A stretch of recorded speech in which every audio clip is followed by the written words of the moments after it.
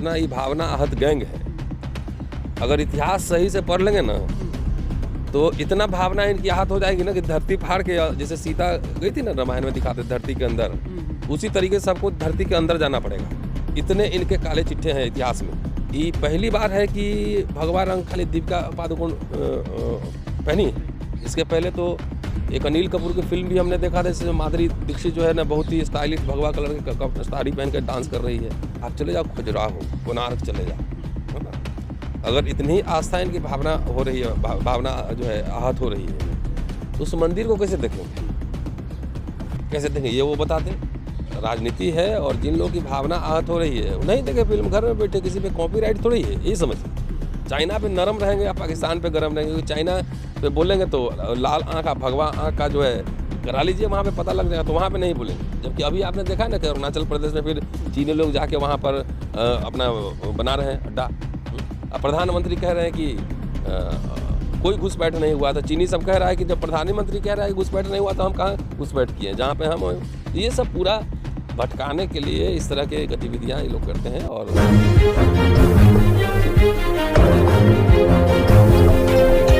Sir, इस वक्त एक मुद्दा बहुत ज़्यादा सुर्खियों में है। दरअसल शाहरुख खान की एक फिल्म पठान जो रिलीज़ होने वाली है, उसका एक गाना आया है और उसमें दीपिका पादुकोण ने जिस तरह से कपड़े पहने हैं, उस रंग को लेकर के बड़ा मुद्दा उठाया जा रहा है कि भगवा का अपमान किया है। तो सर, आप किस तरह से देखते हैं ये जो भावना आहत जिन लोगों की हो रही है, कह रहे हैं कि सिनेमा घरों में आग लगा दो, यहाँ तक की बातें कही जा रही हैं? देखिए, फिल्मों में तो मेरी बहुत ज़्यादा दिलचस्पी नहीं है, लेकिन इस फिल्म को लेकर बहुत ज़्यादा राजनीति हो रही है, तो इसलिए दो शब्द तो कह ही देता हूँ मैं कि जितना मैं इनको कहता हूँ भावना आहत गैंग, पहले ये बता दे कि इनका अपना क्या है।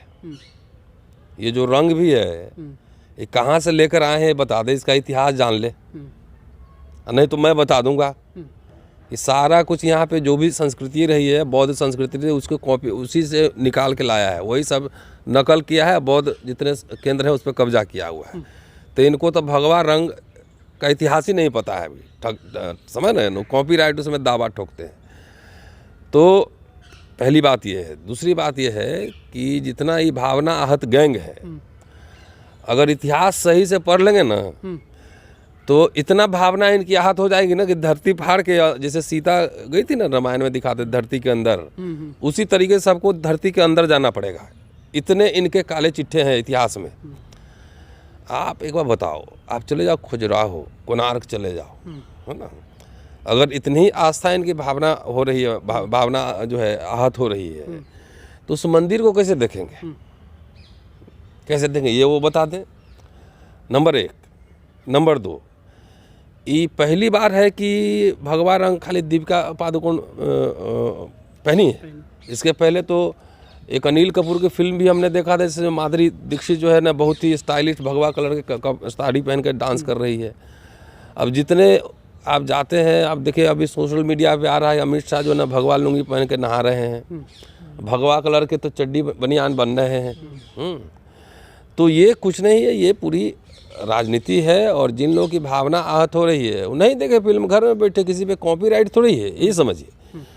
अभी आप तमिलनाडु में देखिए, बाबा साहब का परिनिर्वाण दिवस था, उसमें एक पार्टी विशेष ने बाबा साहब को भगवा कलर का शर्ट पहना दिया, गमछा डाल के टीका लगा दिया।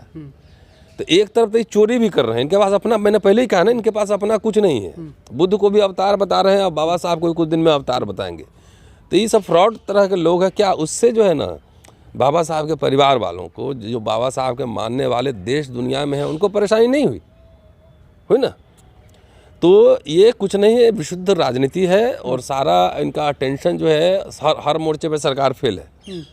अब देखिए ना, रोज़ संसद में आ ही रहा है ना, कितनी नौकरियां हैं, यूनिवर्सिटी में कितने पद खाली हैं, सरकारी नौकरी में कितने पद खाली हैं, रेलवे में कितने, रोज़ पार्लियामेंट में खुलासा हो ही रहा है।